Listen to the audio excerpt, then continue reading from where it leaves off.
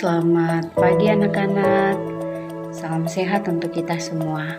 Nah, jumpa lagi bersama saya, Ibu Vintinela Yembise, dalam pelajaran pendidikan agama Kristen dengan tema bertumbuh dan semakin berhikmat. Sebelum kita mulai dengan pelajaran ini, mari kita satu di dalam doa. Kita berdoa. Tuhan Yesus, terima kasih. Kami bersyukur untuk kesempatan yang indah di saat pagi hari ini. Kami hendak belajar bersama-sama dari mata pelajaran pendidikan agama Kristen dengan tema bertumbuh menjadi berhikmat.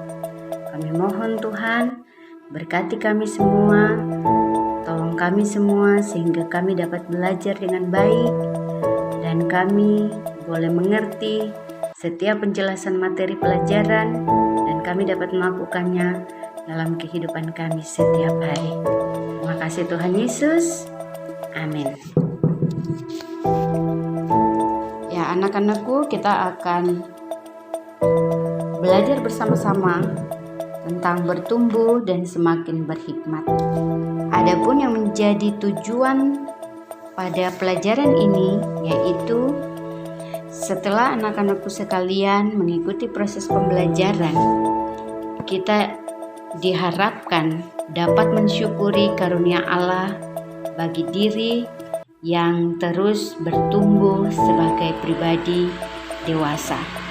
Yang kedua, menjelaskan bahwa kedewasaan fisik harus diikuti oleh kematangan emosional. Yang ketiga, menjelaskan bahwa kedewasaan fisik harus diikuti oleh kematangan emosional. Yang ketiga, menyebutkan 3 ciri kedewasaan yang benar.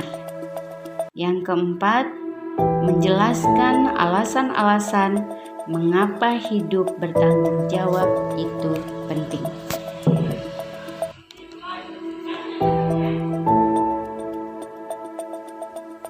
Penjelasan materi bertumbuh menjadi berhikmat.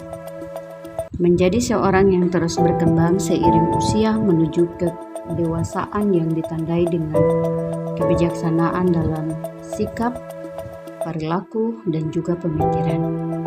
Menjadi dewasa dan berhikmat adalah pilihan, sebab tidak setiap orang dewasa disertai dengan sikap, perilaku, dan pemikiran yang bijaksana. Anak-anakku, setiap manusia adalah makhluk yang hidup karena memiliki ciri-ciri yaitu bertumbuh dan berkembang. Apabila tubuh adalah perubahan ukuran tubuh dari kecil menjadi lebih besar, maka perkembangan lebih fokus pada kematangan reproduksi dan mental. Berkembang artinya manusia berjalan menuju ke kedewasaan termasuk dalam aspek psikologisnya. Kitab 1 Raja-Raja menceritakan sejarah para raja Israel dan Yehuda yang ditulis sekitar tahun 1050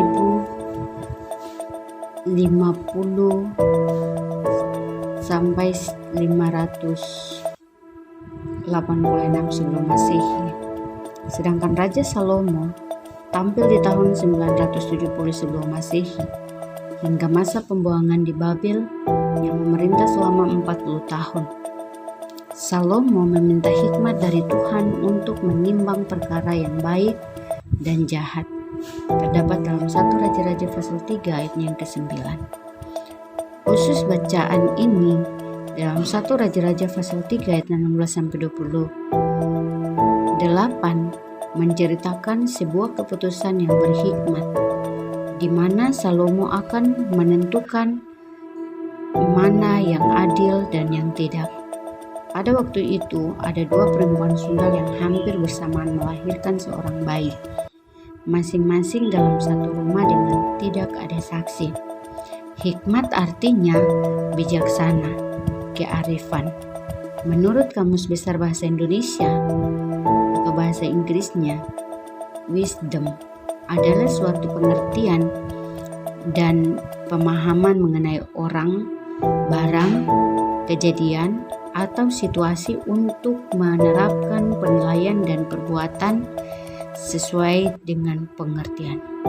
Hikmat Allah selalu berhubungan dengan tindakan dan keputusan Allah yang benar, sedangkan hikmat manusia sering mengalami kesalahan.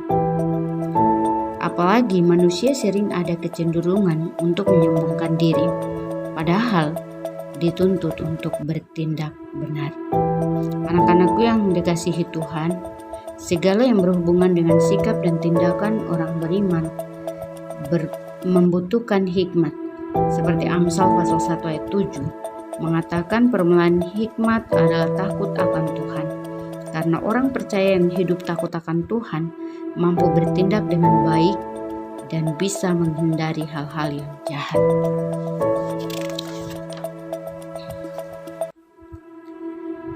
Anak-anakku yang dikasihi Tuhan, bertumbuh menuju kedewasaan yang benar. Di sini kita akan melihat proses menjadi dewasa. Kalau kita lihat dalam puisi karangan Rudyard Kipling juga menggambarkan arti bertumbuh.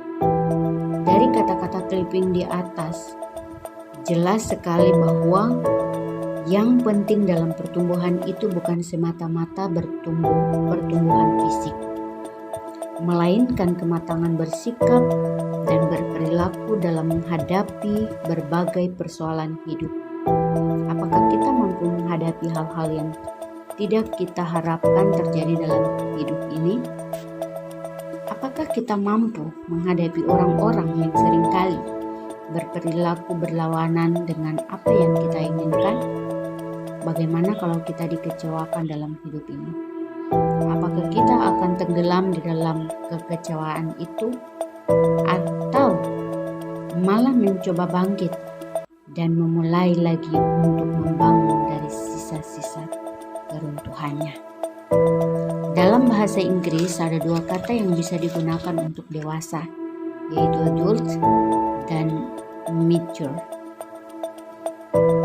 Kata adult lebih menunjuk kepada usia seseorang, sementara kata mature menunjuk kepada kematangan pribadi dan jiwa seseorang. Orang yang matang pribadi dan jiwanya mestinya tahu apa yang baik dan yang buruk, apa yang benar dan salah. Ia menjadi orang yang mandiri, mampu mengambil keputusannya sendiri. Kalaupun ia meminta nasihat, ia akan menjalankan segala sesuatu yang dikatakan oleh teman-teman atau orang yang memberikan nasihat kepadanya.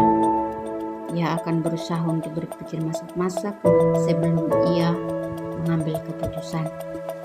Ia tidak akan mudah dipengaruhi orang lain untuk berubah pendapat dan pikirannya. Ia pun tidak akan mementingkan diri sendiri, melainkan menunjukkan kepeduliannya terhadap kesejahteraan orang lain.